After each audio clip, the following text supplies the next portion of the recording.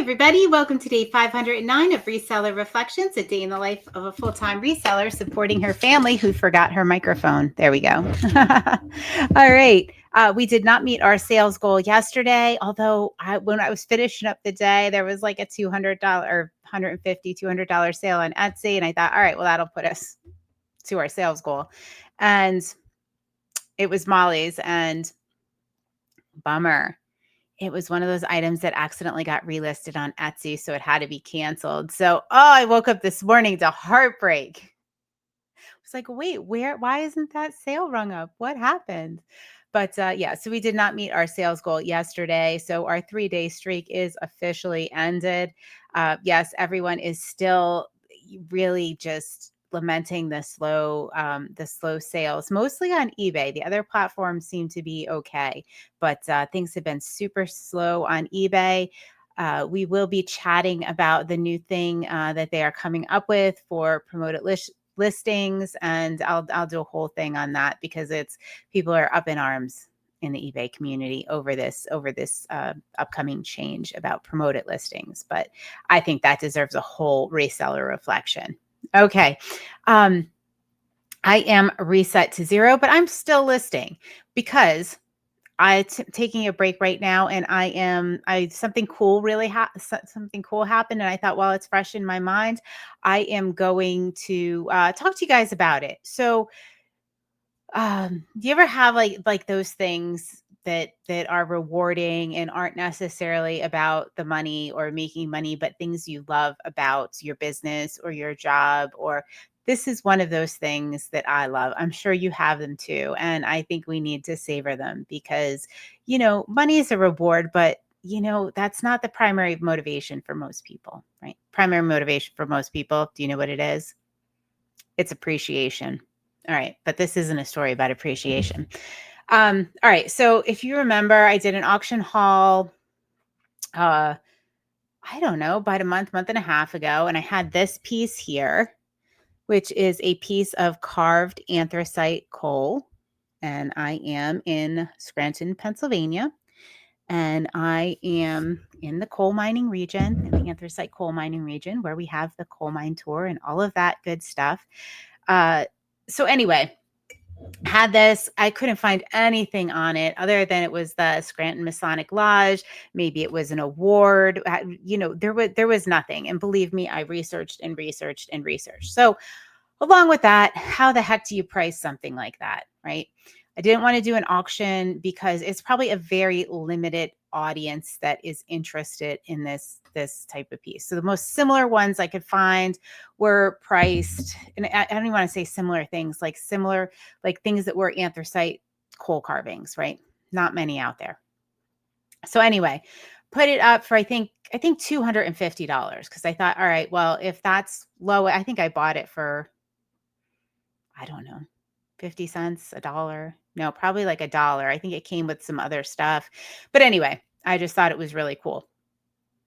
All right. So I believe it was in a box lot. I don't think it came on its own. I wish I could remember these things, but there's just been too many things. So anyway, I put it up for about $250. And it just not much interest, sat there. Meanwhile, I had been asking people about it, trying to find out some things about it, whether it was an award for like the Masonic Lodge or whatever. So no action on it, no interest in it. And this morning I got a message from a gentleman saying, I'm submitting a $50 offer on this piece.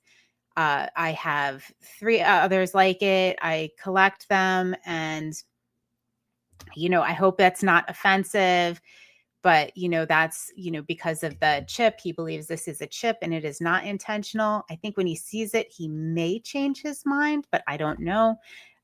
Change his mind as to whether that was intentional by the carver. So anyway, he's in Scranton. He is picking it up locally tomorrow. He is really excited about it. So he called, we chatted for like half an hour, super interesting. And this is what I love, is that when things find their correct home. So I took the $50 offer because I was like, all right, there's no other interest in it. This guy seems to know what he's talking about, and I don't have any comps for it. So I'm just going to trust. And and it's going to the right home. And boy, is it ever going to the right home. So talking to this gentleman, he maintains the Scranton Fire Department. They have kind of like a museum, history, all the archives, things like that. And this gentleman that carved this, I got his name. It is William Owens. These are not signed.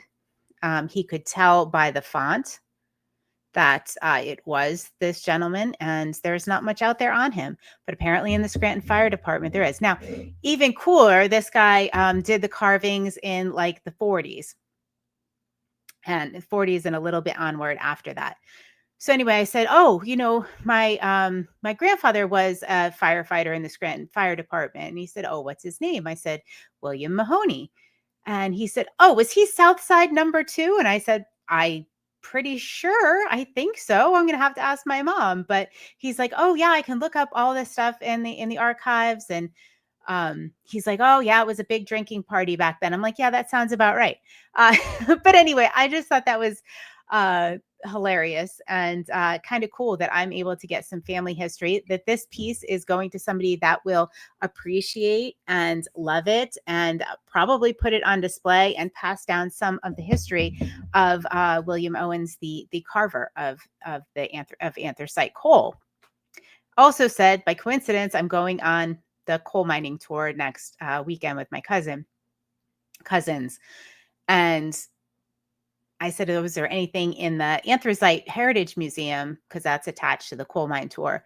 Uh, from this carver. And he said, "No, there's nothing in the Lackawanna Historical Society. There's nothing in the coal museum either from this gentleman." So it found its right home. It's preserving the history. I got a little history, and I'm just really excited. And that is one of the benefits that is not monetary of being a seller, of going to these auctions and picking up cool things and getting to research. Now, it's really hard to stop yourself, right? Like, I almost am doing this reseller reflection right after this happened, because I could go down a rabbit hole and I could get a little nuts with this stuff, right? That's one of the drawbacks, but I'm not going to count it as a drawback because I got a lot of information. He gave me so much more than even I'm relaying to you guys, because really it's local history, and maybe, I'm excited about it, but maybe you're not. I mean, both of my grandfathers were also worked in the coal mines. So this is very, very interesting to me.